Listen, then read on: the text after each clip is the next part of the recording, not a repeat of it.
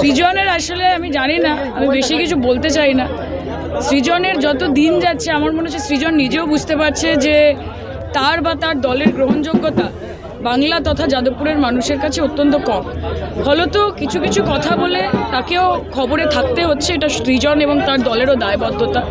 তবে আমি সৃজনকে বলবো যে এবং অন্যান্য বিরোধীদেরকে যে আমার ব্যাপারে খারাপ কথা বলে আপনারা যদি মনে করেন আরও 4টে এক্সট্রা ভোট পাবেন, আপনারা সেটা পারবেন না।